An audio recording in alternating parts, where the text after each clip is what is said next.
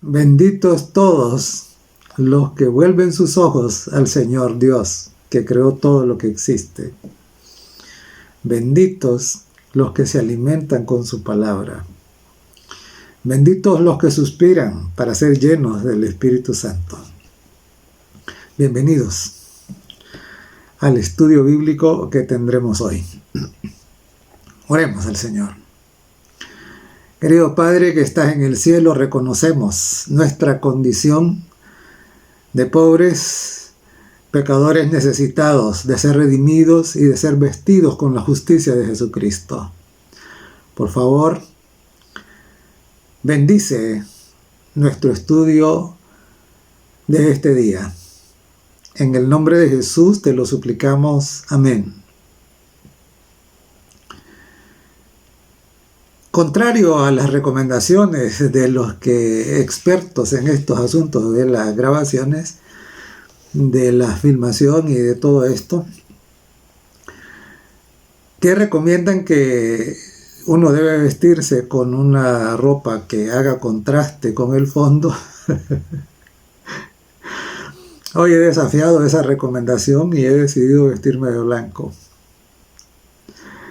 Y ya ustedes entenderán por qué es que he tomado esa decisión.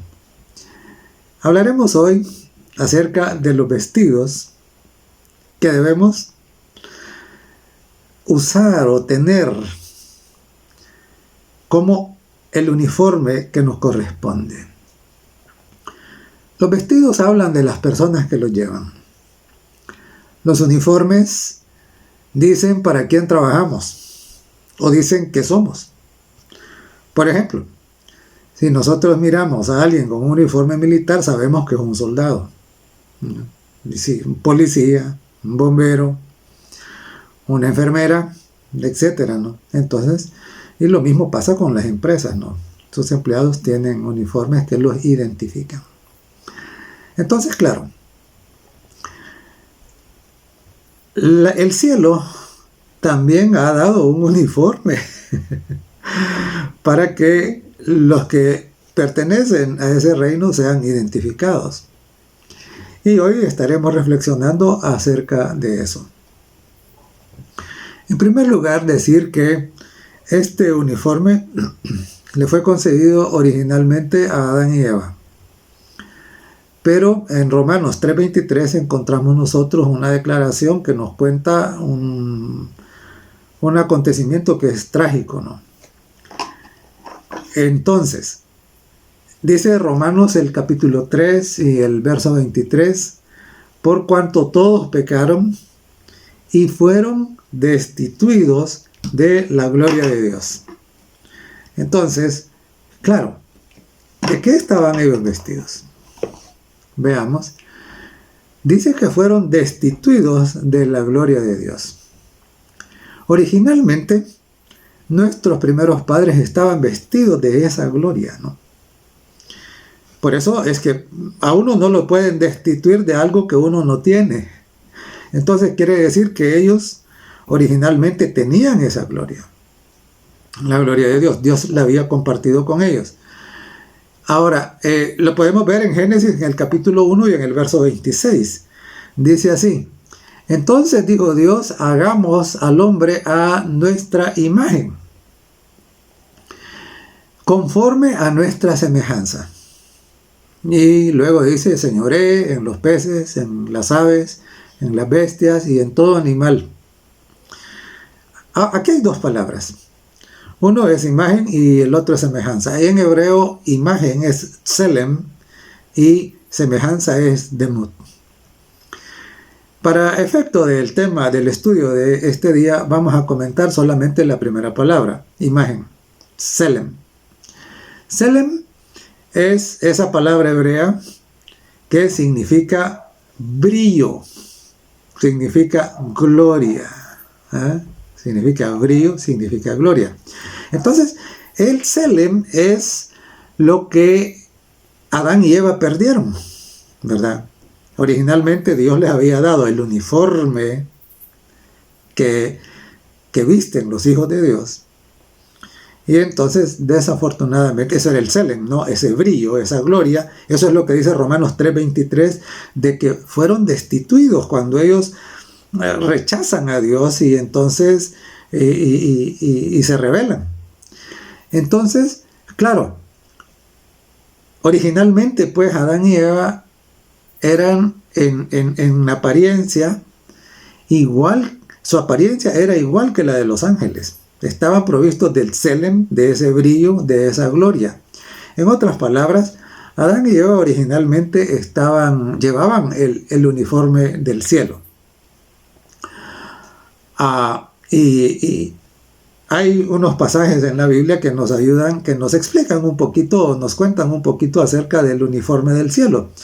En San Lucas, en el capítulo 24 y el verso 4, dice: aconteció que estando ellas perplejas por esto, he aquí se pararon junto a ella dos varones con vestiduras resplandecientes. Precisamente, ese brillo, ese resplandor, ese es parte del uniforme del cielo. Es lo que Adán y Eva mostraban originalmente. Y en Mateo el capítulo 28 y en los versos 2 y 3 leemos: y hubo un gran terremoto, porque un ángel del Señor, descendiendo del cielo y llegando, removió la piedra y se sentó sobre ella. Y ponga cuidado lo que dice a continuación. Dice: su aspecto era como relámpago y su vestido blanco como la nieve. Entonces, claro, ¿verdad? Estos ángeles son ángeles santos, ¿no? Ángeles que precisamente han conservado su uniforme como pertenecientes al cielo. Ahora, repito, por su rebeldía o desobediencia, Adán y Eva perdieron esa gloria. Fueron despojados de la Selem, esa semejanza a Dios en su gloria. Y entonces ahora, avergonzados, trataron de resolver el problema. Y ellos por su propia cuenta. Antes, como no conocían el mal y el brillo de esa gloria que dice Romanos 3:23 que perdieron los rodeaba, aunque físicamente estaban desnudos, no se avergonzaban. Pero ahora fue diferente.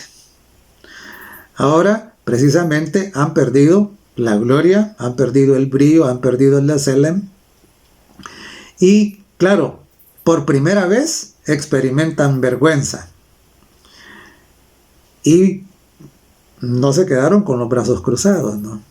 Sino que trataron de arreglar esa situación en la que ahora se encontraban.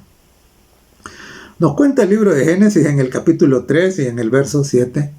Dice: entonces fueron abiertos los ojos de ambos y conocieron que estaban desnudos. Entonces cosieron hojas de higuera y se hicieron delantales. Ante el fracaso de las vestiduras que ahora se hacían con las hojas, entonces buscaron esconderse, ¿no? Ocultarse. Y pensamos un poco. Los vestidos hechos con hojas de higuera tienen un simbolismo muy fuerte, muy grande, muy profundo. ¿Qué representa? Lo que representa son todos los intentos humanos de resolver el problema de su desnudez espiritual. Entonces, claro, nosotros podemos intentar llenar nuestra vida de religiosidad, llenar nuestra vida de obras de caridad, llenar nuestra vida de un montón de cosas, de autoayuda, con filosofías extrañas que no son de origen divino, y pensar que eso nos va a devolver lo que Adán y Eva perdieron. Las hojas que tienen el problema de que se marchitan y que por lo tanto la cobertura que pueden ofrecer no es constante, entonces representan la vanidad de todos los esfuerzos humanos para resolver el problema de su desnudez espiritual. Entonces, claro, ahora ellos, ante el fracaso de ese intento humano de resolver la situación de la caída, entonces ahora ellos se esconden, ¿no? Y dice Génesis el capítulo 3 y el verso 10, cuando Dios les pregunta, ¿dónde están? ¿Qué se han hecho? Y entonces Adán responde, oí tu voz en el huerto y tuve miedo, porque tú estaba desnudo y me escondí. Entonces, claro, la desnudez estaba acompañada ¿de qué? Estaba acompañada de un sentido de vergüenza y un sentido de culpa. Y entonces ahora, ante la presencia de Dios, se sentían ¿cómo? Se sentían incómodos, se sentían avergonzados, se sentían culpables. Entonces, se sentían condenados. Y esa es exactamente la situación. Cuando nosotros estamos en esa condición de desnudez. Entonces, la desnudez significa haber perdido la justicia, haber perdido las gracias de la santidad, algo que es de origen divino. El ser humano no puede fabricarlo, no puede hacerlo por su propia cuenta.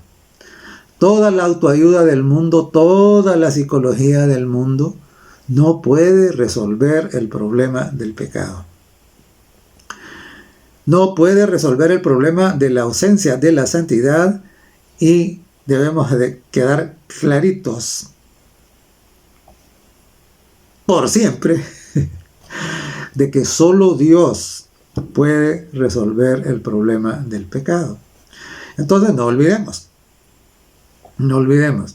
Llevamos dos cosas aquí para recordar. Uno es que el brillo, la gloria, el tselem, ¿eso era qué? Eso era la semejanza a Dios, es decir, la santidad, es decir, la justicia. Y entonces, y que las hojas representan todos los intentos humanos de resolver los problemas, el problema del pecado, el problema de la caída. Ahora, claro, ahora tenemos este cuadro, ¿no? Los Adán y Eva desnudos, con el fracaso de haber intentado cubrirse con algo que no sirve, delante de Dios. Y entonces, claro, Dios, nuestro maravilloso Dios, un Dios tan lindo, un Dios misericordioso. En ese mismo instante podría haberle dicho, bueno, ustedes han pecado y la paga del pecado es muerte. Así que se acaba su vida aquí. Pero Dios es tan maravilloso.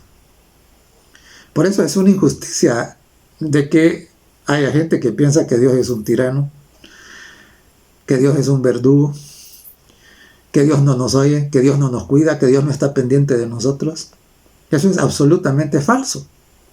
Mire usted cómo actúa Dios ante estos rebeldes. Dice Génesis el capítulo 3 y el verso 21. Y Jehová Dios hizo al hombre y a su mujer túnicas de pieles y los vistió. Mire qué lindo.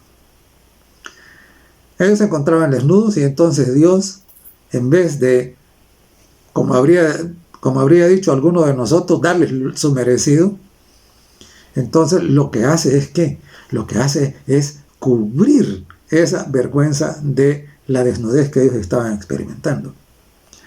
Ahora, para hacer esas túnicas de pieles, las pieles son la cubierta exterior del cuerpo de un animal. Y para obtener las pieles, para hacer las túnicas, eso implica de que los animales que antes tenían esas pieles tuvieron que morir. Y entonces, claro, ¿pieles de qué eran? Según todo el contexto bíblico que tenemos, nos indica que eran pieles de cordero. Es decir, que hubo unos corderitos que tuvieron que morir para que su cubierta, su vestido, en otras palabras, pudiera ser utilizado para cubrir la vergüenza de la desnudez de Adán y Eva. Entonces, claro, aquí vemos dos cosas importantes, ¿no? Uno, el vestido que dura y que resuelve la vergüenza de la desnudez no lo puede proveer el ser humano, solo Dios lo puede proveer, y esto es lo que vemos aquí. Y dos, para que tengamos esos vestidos, entonces es necesaria la muerte del cordero. Esos corderitos que fueron sacrificados para obtener las pieles de las que se hicieron las túnicas que vistieron a Adán y Eva, precisamente son símbolos del Cordero de Dios que quita el pecado del mundo.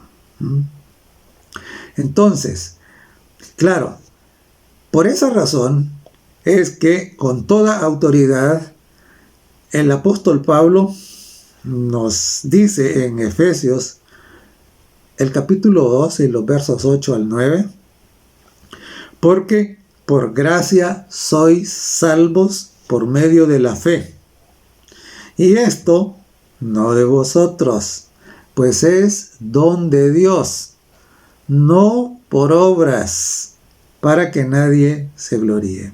Entonces miremos un poco, volvamos un poco al caso de Adán y Eva. Efesios dice, por gracia sois salvos. Por gracia recibieron ellos las túnicas de pieles. ¿Les pidió Dios que hicieran algo? ¿Les pidió Dios que cumplieran una penitencia? ¿Les pidió Dios algún precio por eso? No. Simple, el relato bíblico lo que nos dice es que Dios los vistió, Dios les dio las vestiduras por gracia. Por gracia. Y dice, por medio de la fe, y esto dice, no de vosotros. O sea, note, Adán y Eva no le pidieron a Dios que les diera estas vestiduras. Esta fue una iniciativa divina. Es decir, por eso dice, no de vosotros, sino que es don de Dios. O sea, Dios nos lo da porque Él es amor, porque Él es misericordioso, porque Él no quiere que nos perdamos. Y entonces nos lo otorga así, por fe. Y dice, para que nadie se gloríe. Y qué lindo es esto, ¿por qué? Porque la gloria en todo no nos corresponde a nosotros los seres humanos, porque nosotros no podemos hacer esto. Ningún esfuerzo que nosotros hacemos tiene la solución, y por eso la gloria no nos corresponde, ¿verdad? Como dice acá, para que nadie se gloríe. La gloria de todos los redimidos, esa le pertenece a Dios. Le pertenece a Dios, ¿por qué? Porque es Él y solamente Él el que provee esas vestiduras perdidas. Le pertenece a Dios, ¿por qué? Porque Él es el que se hizo humano y ofrendó su vida para que nosotros tengamos oportunidad de cubrir la vergüenza de nuestra desnudez. En Zacarías, en el capítulo 3 y en los versos 3 al 7, tenemos otro relato que nos refuerza precisamente esta verdad. Dice, y Josué estaba vestido de vestiduras viles. El profeta Isaías, al referirse a las vestiduras que tenemos por nuestra propia cuenta, el profeta Isaías los llama ¿cómo? Los llama trapos de inmundicia. Y entonces dice, y Josué estaba vestido de vestiduras viles. Y estaba delante del ángel. Y habló el ángel y mandó a los que estaban delante de él diciendo, quitadle esas vestiduras viles. Y a él le dijo, mira, he quitado de ti tu pecado y te he hecho vestir de ropas de gala. Hermanos, amigos, vea usted, precisamente el pecado en nuestra vida representa los trapos de inmundicia. El pecado en nuestra vida representa ¿qué? Esas vestiduras viles. Y entonces el Señor, representado aquí por el ángel, le dice, mira que he quitado de ti tus vestiduras viles. He quitado de ti tu pecado. Y a mí me encanta porque le dice, bueno, ay, te di un vestido cualquiera. No. Sino le dice, te he hecho vestir de ropas de gala. Ay, es interesante. Porque ¿qué es un traje de gala? Un traje de gala no es una vestidura de uso corriente. Es una vestidura especial. Es una vestidura que se utiliza no para todos los días, sino que para ocasiones que son ¿qué? Que son especiales, ¿no? Es la mejor vestidura.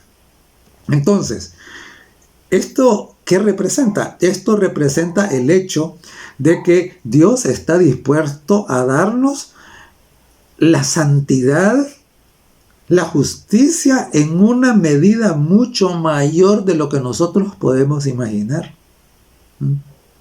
Esas son las vestiduras de gala. Entonces, claro, y después, dice el verso, continúa el pasaje, después dijo, pongan mitra limpia sobre su cabeza. Y pusieron una mitra limpia sobre su cabeza y le vistieron las ropas. Me llama la atención, ¿por qué? Porque aquí no dice que Josué, él se quitó las vestiduras viles, que él se haya despojado de los trapos de inmundicia y que él se haya vestido con estas vestiduras de gala, ¿no? No, sino que siempre habla Josué, ¿cómo está? Josué simplemente está permitiendo que el cielo con sus instrumentos hagan esto. Dice, mira que yo te he quitado tu pecado. O sea, Josué no lo podía dejar, no lo podía abandonar. Nosotros no podemos quitarnos nuestros trapos de inmundicia. Solo Dios nos puede liberar de eso con su poder. Y claro, tampoco podemos nosotros ponernos ese vestido. Sino que dice, y le vistieron. Le vistieron. Josué lo que está haciendo aquí es simple y sencillamente ¿qué? Sometiéndose para que Dios haga esto en su vida. Y el ángel de Jehová estaba en pie. Y el ángel de Jehová amonestó a Josué diciendo, así dice Jehová de los ejércitos, si anduvieres por mis caminos y guardares mi ordenanza, también tú gobernarás mi casa, también guardarás mis atrios, y entre estos que están aquí te daré lugar. Y la pregunta es, ¿y quiénes eran todos esos que estaban ahí? Eran los ángeles. Eran los ángeles. Pero vea lo que el Señor le dice. Primero le dice, mira, he quitado tus trapos de inmundicia. He quitado tus vestiduras viles. He quitado tu pecado. Y entonces dice, vístanlo de ropas de gala.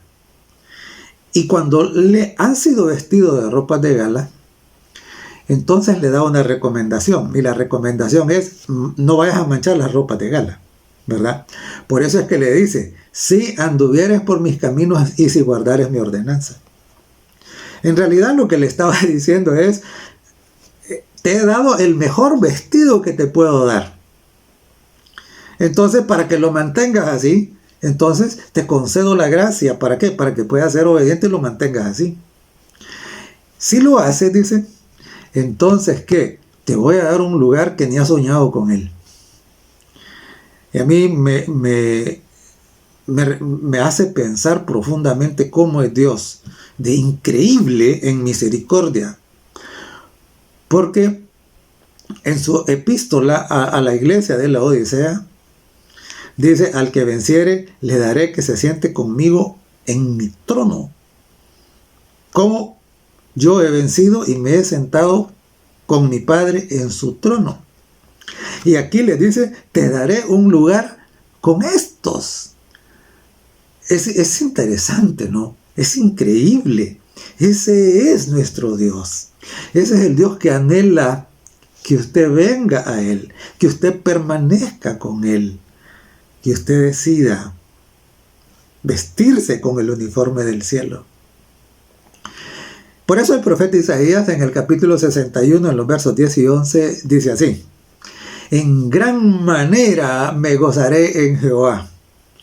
Mi alma se alegrará en mi Dios. ¿Y cuál es la razón de ese gozo, de esa alegría para el profeta? Dice, porque me vistió con vestiduras de salvación. Me rodeó con manto de justicia. Qué lindo. Y yo, antes de ir adelante, quisiera preguntarle, ¿ya vino usted al Señor? Para que el Señor le vista con vestiduras de salvación. Venga como está. Josué estaba ¿cómo? Con vestiduras viles, vestido de trapos de inmundicia, y así vino. Algunos caen en la trampa de que primero tienen que limpiarse y después de que se han limpiado venir al Señor. Nunca van a venir.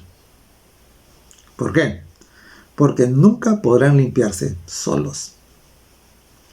El Señor fue bien claro y le dice a Josué, yo, mira, que he quitado tu pecado. Quitar el pecado de la vida del ser humano, eso es un milagro que solo Dios puede hacer. Usted no lo va a hacer. No lo va a hacer solo. Entonces, venga a Jesús así como está. Venga. No caiga en la trampa de decir, no, voy a reformarme primero. No. No va a pasar nunca, porque no se puede. Eso es tratar de vestirse con hojas de higuera, que se marchitan, que no funcionan. Entonces, espiritualmente, todos, ser humano, perteneciente a esta raza caída, iniciamos estando vestidos de andrajos, de vestiduras viles, de trapos de inmundicia. Pero nuestro grande y maravilloso Dios está presto ¿a qué? A vestirnos con las mejores galas. Si tan solo nosotros ponemos nuestra fe en Él y venimos. Y como Josué, permitimos que Él haga en nosotros esa obra que nosotros mismos no podemos hacer. Es en el capítulo 15 del Evangelio de San Lucas nosotros encontramos una parábola que es ampliamente conocida. La parábola del hijo pródigo. Claro, el hijo pródigo pidió su herencia, se fue, la malgastó, llegó a extremos que él nunca pensó de degradación, es la de ir a cuidar cerdos. Y todos aquellos que de nosotros que por nuestra profesión nos ha tocado en algún momento estar en estas granjas donde hay estos animalitos, sabemos de que estar ahí es algo que apesta. Y cuando uno trabaja ahí, me tocó cuando era estudiante, entonces claro, la ropa absorbe todo eso. Y así era la ropa que tenía el hijo pródigo, ¿no?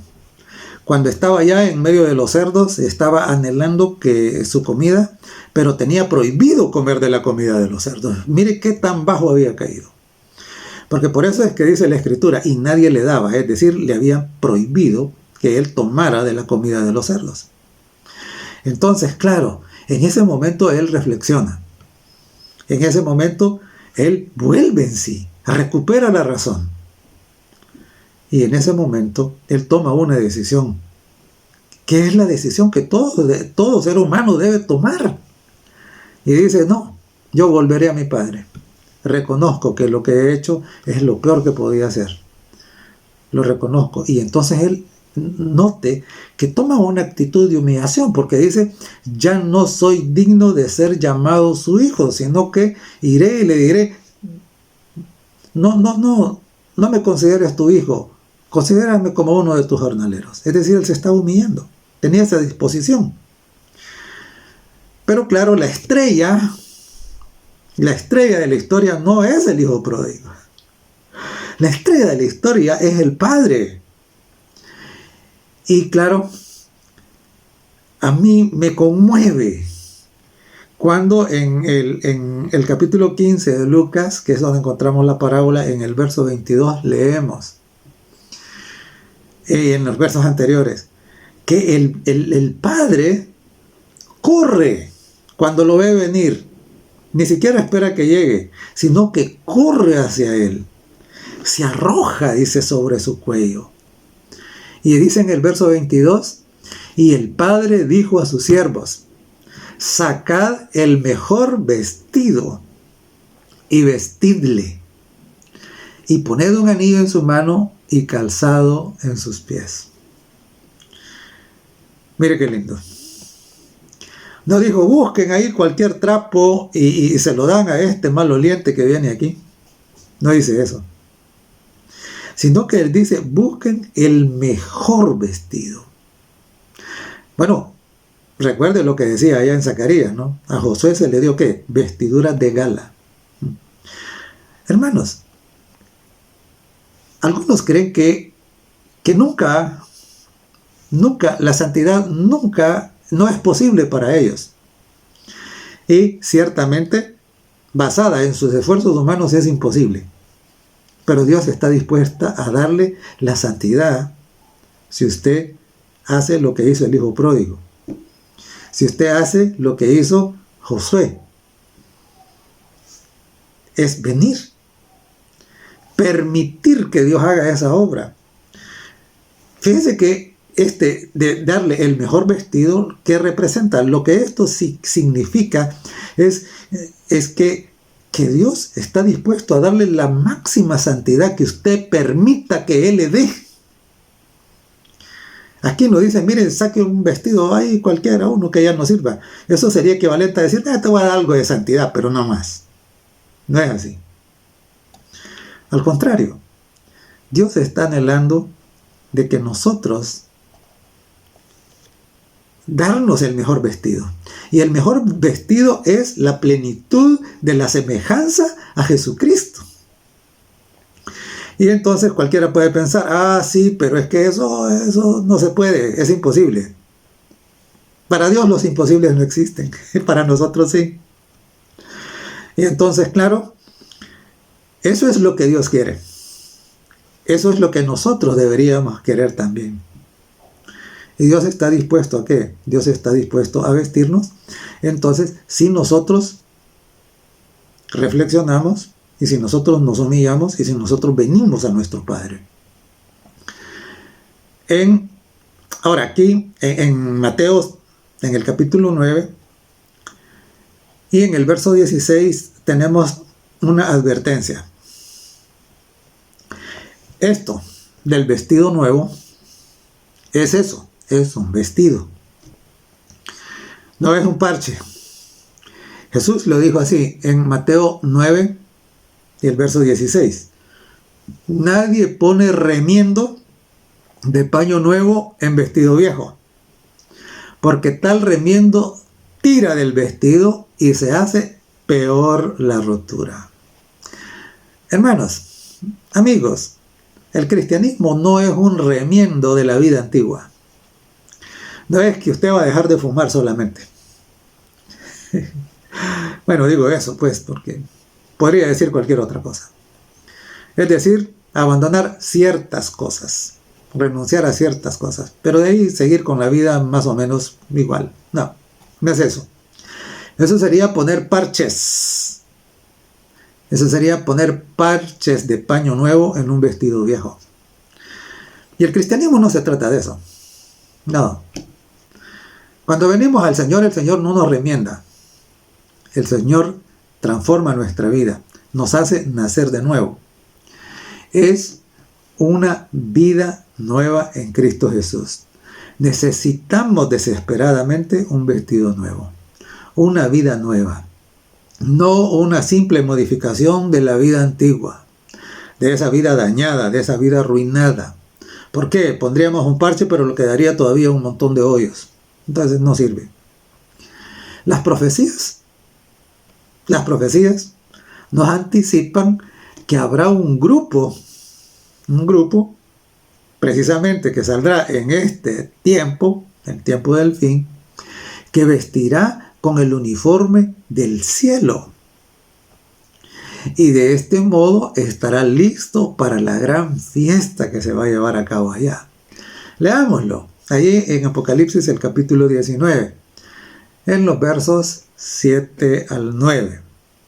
Escrito está así: gocémonos y alegrémonos y démosle gloria, porque han llegado las bodas del Cordero.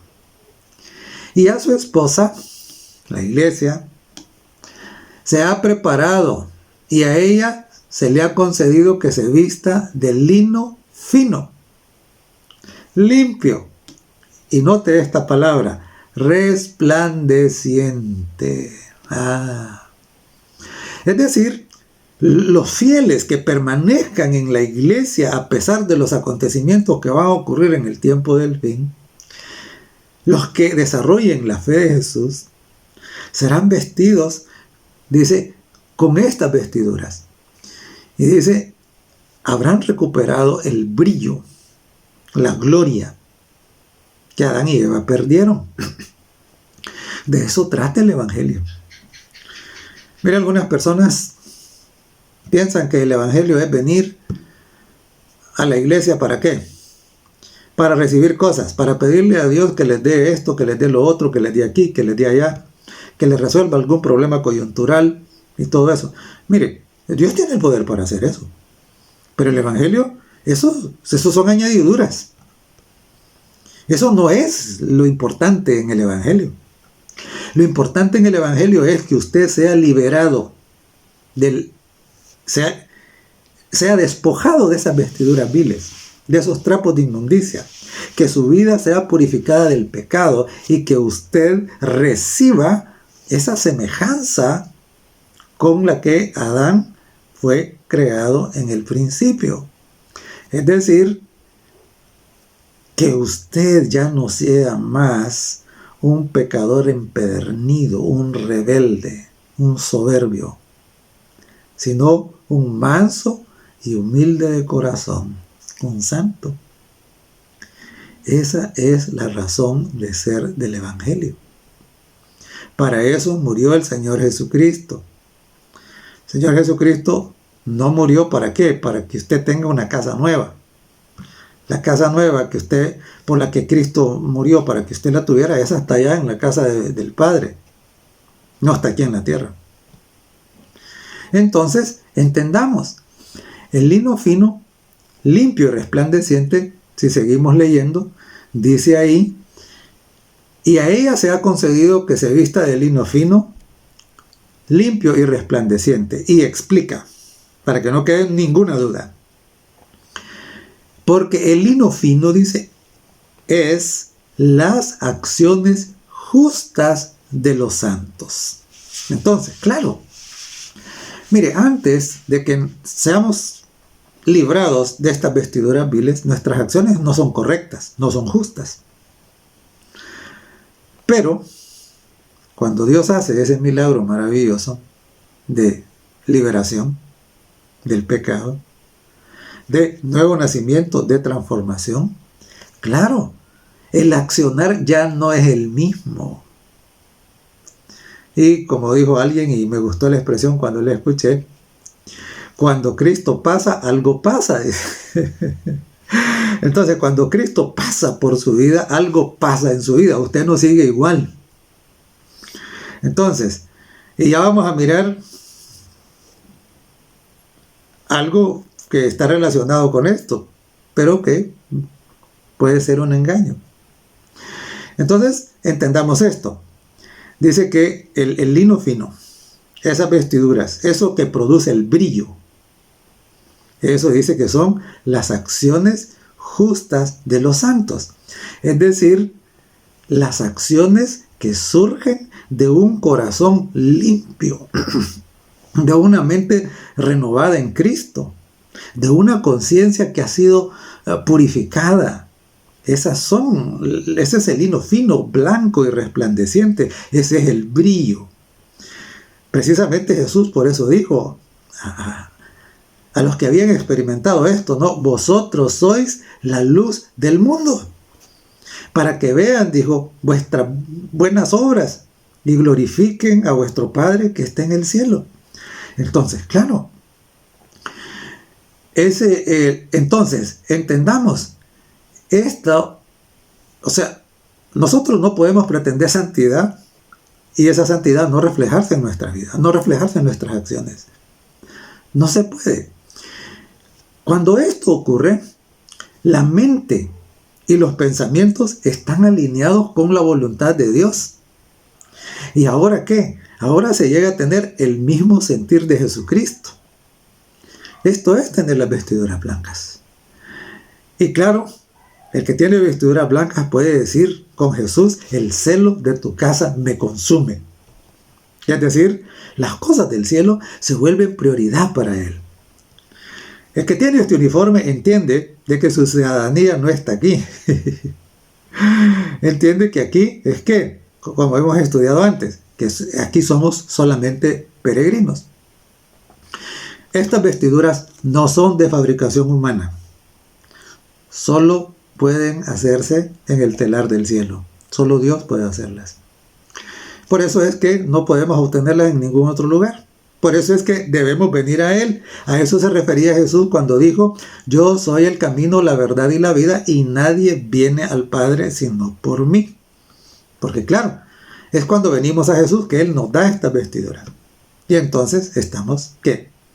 Estamos listos, ¿para qué? Para asistir a las bodas del Cordero, ¿no? Ahora, este cuadro festivo que encontramos aquí en Apocalipsis 19, contrasta con el cuadro que nos presenta la parábola de la fiesta de bodas que encontramos en el capítulo 22 del Evangelio de San Mateo. Me llama la atención que los dos cuadros tienen como escenario una fiesta de bodas. En uno, todos los invitados están listos. Y por eso que luego dice bienaventurados. ¿Por qué? Porque se han vestido de lino fino, blanco y resplandeciente. Pero ocurre que en la parábola de las bodas, en otras bodas, los invitados originalmente no quisieron asistir. Y como despreciaron la invitación hecha por el rey, entonces el rey le dio orden a sus siervos de que salieran, que fueran a los caminos y que invitaran a todos los que encontraran. Y dice Mateo capítulo 22, los versos 10 al 13. Y saliendo los siervos por los caminos, juntaron a todos los que hallaron, juntamente malos y buenos.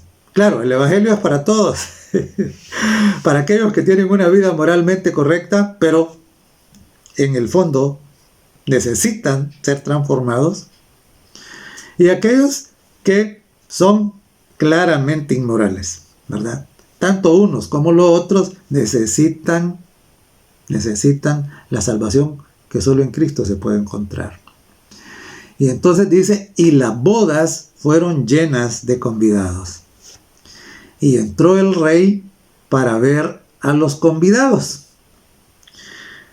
Y claro, ¿a qué se refiere esto de que el rey entra para ver a los convidados? Esto hace referencia a la obra que Jesucristo está haciendo ahora en el cielo, en el lugar santísimo, ¿no? Él está revisando cuál es la situación de todos aquellos que han aceptado la invitación para venir a formar parte de su pueblo. Entonces eso se llama el juicio investigador, que cuando termine, entonces la lista de quienes serán arrebatados en la segunda venida estará fija, ¿no? El sellamiento habrá terminado. Entonces, esto de que el rey comienza a ver a los convidados representa ese hecho. Pero entonces dice así, y vio allí a un hombre que no estaba vestido de bodas. Entonces, ¿qué clase de vestidura debería tener este hombre? Debería haber estado vestido, como dice en Apocalipsis 19, de lino fino, blanco, limpio, blanco y resplandeciente. De eso debería haber estado vestido. Y esto es lo que este hombre no tenía. Entonces pensemos un poco. ¿A quién representa este hombre?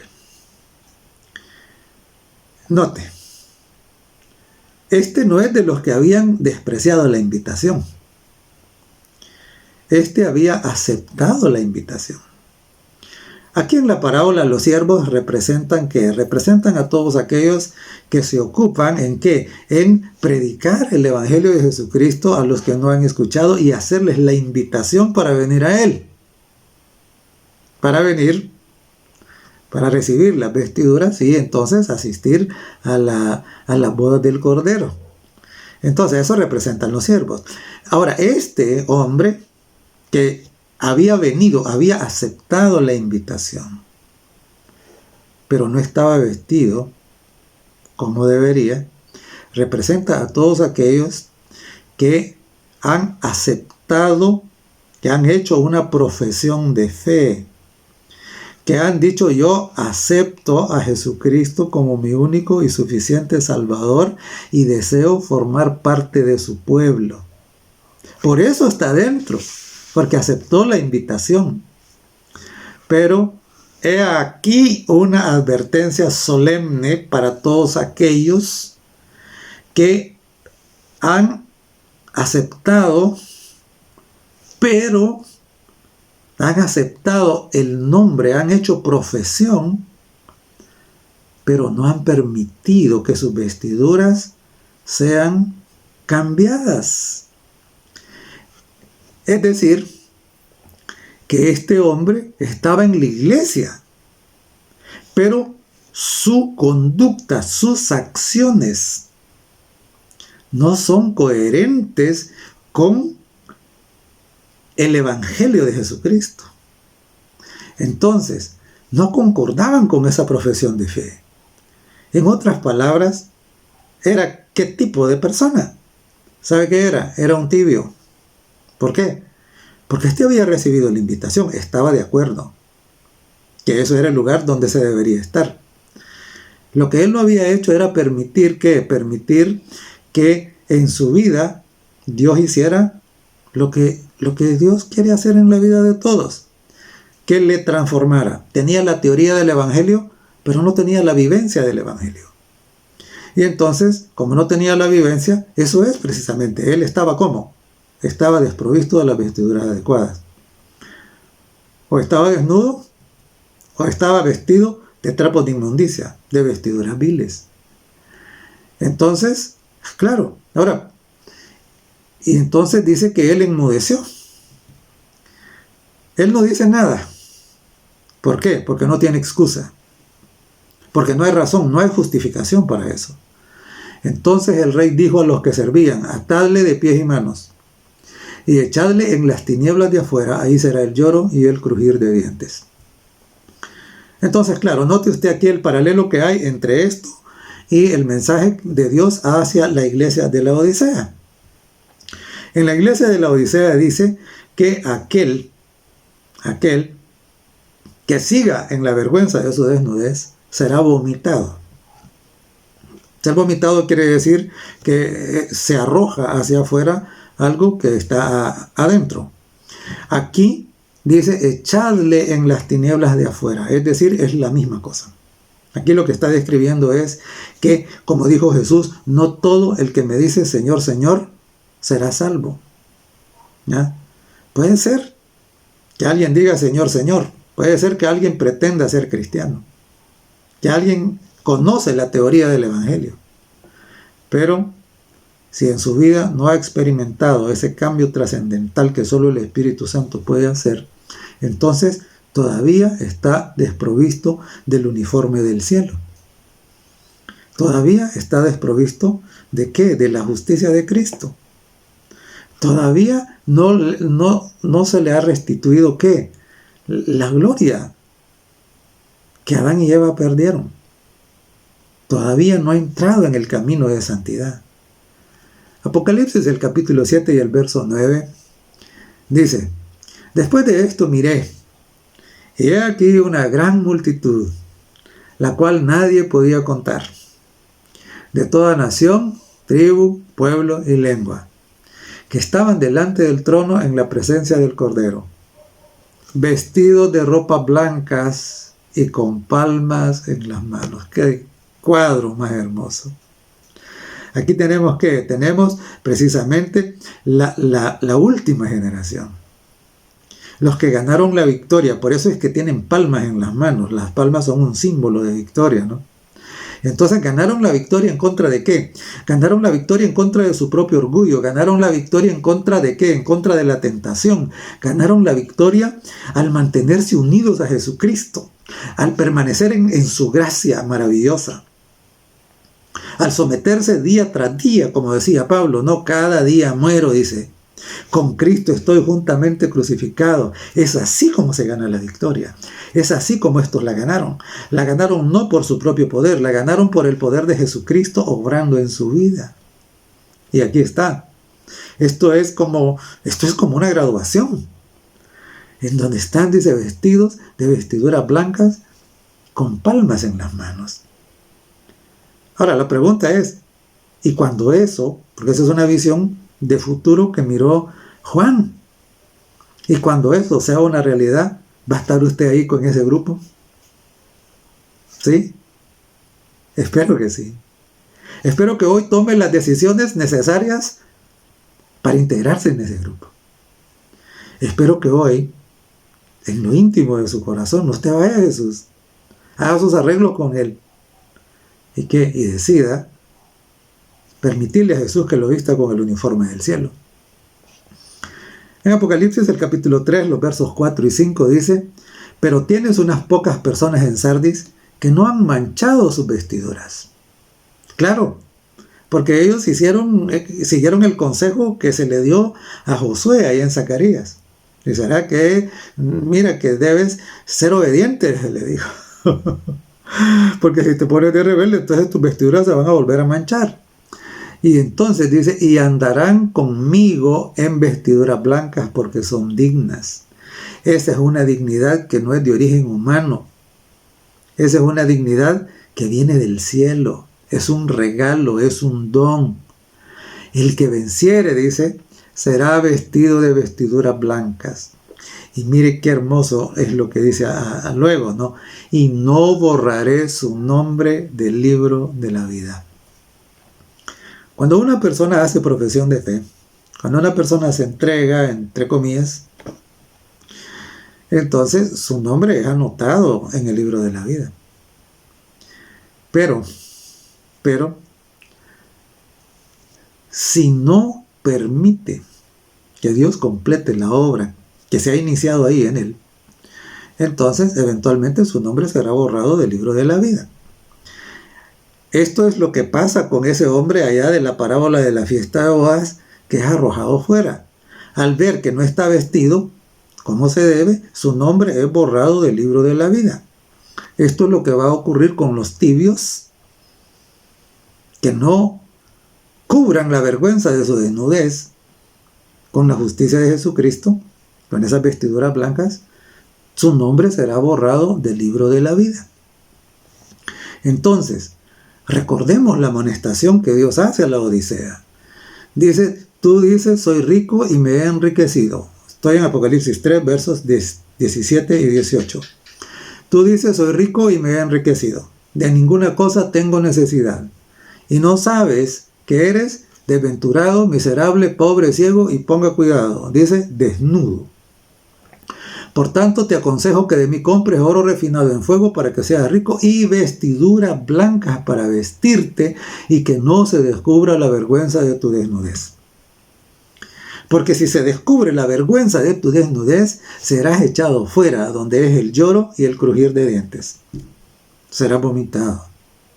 Tu nombre será borrado del libro de la vida. Eso es lo que está diciendo. Entonces, ahora, hay un pasaje en el Evangelio de Lucas.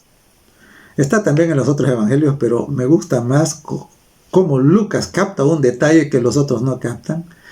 En el capítulo 9, En el capítulo 9 del Evangelio de Lucas tenemos nosotros el relato cuando el Señor Jesucristo toma a Pedro, Santiago y Juan y entonces suben al monte. Y cuando llegan allá, dice el Lucas, aconteció, dice, como 8 días después de estas palabras que tomó a Pedro, a Juan y a Santiago o Jacobo, y subió al monte a orar. Ahora, note, sube al monte a orar. Y entre tanto que oraba, dice, la apariencia de su rostro se hizo otra, y su vestido se hizo blanco y resplandeciente. ¡Qué cuadro más hermoso! Jesús conectándose con el cielo. Y cuando se conecta con el cielo, su rostro, ¿qué? Dice que su rostro se hizo, la apariencia de su rostro cambió, dice. Y su vestido se hizo blanco y resplandeciente. Esto nos deja a nosotros una gran lección. Mire, si nosotros queremos vestirnos de las vestiduras blancas, de la vestidura que es hecha en el cielo, no lo vamos a conseguir mirando series, no lo vamos a conseguir mirando novelas, no lo vamos a conseguir en esas adicciones a las películas o cualquier otro tipo de entretenimiento, dedicando una parte significativa de la vida a todas estas cosas. No es así. Porque eso nos conecta con ¿qué? Eso nos conecta con el mundo, eso nos focaliza en lo terrenal. Y entonces, si permanecemos nosotros con esos hábitos, lo que vamos a estar haciendo es fortaleciendo nuestras vestiduras inmundas, nuestros trapos de inmundicia, nuestras vestiduras viles. Pero si nosotros queremos que nuestras vestiduras resplandezcan, que las vestiduras manchadas sean purificadas, si nosotros queremos que nuestra desnudez sea cubierta, entonces necesitamos hacer lo que Jesús dice que hizo aquí en el monte. Es dedicar tiempo para la comunión con Dios, en el estudio de la palabra, en la oración, en el servicio al prójimo, en sumisión, en humillación delante de Dios para permitir que el Espíritu Santo haga ese milagro maravilloso de convertirnos a nosotros, de miserables pecadores, en santos, que visten el mejor vestido, que han recibido vestiduras de gala, por gracia, por medio de la fe. Piénselo. Dice el apóstol que vio aquella multitud que nadie podía contar, vestidos con vestiduras blancas y con palmas en las manos. Usted debe estar ahí. Cristo murió para que usted estuviera ahí. Él hace posible esto que para nosotros es imposible. Estas vestiduras no son de fabricación humana, son de fabricación divina. Por eso usted no tiene opción. Tiene que venir a Dios. No lo retarde. Hágalo hoy. Si no lo ha hecho antes, reciba a Jesús como su único y suficiente Salvador. Estudie la palabra de Dios para llenarse, ¿no? Para que la palabra sea implantada en su ser. Y si ya lo hizo antes y ha estado andando un poco vacilante, la invitación es para que decida consagrar su vida absoluta y totalmente al Señor.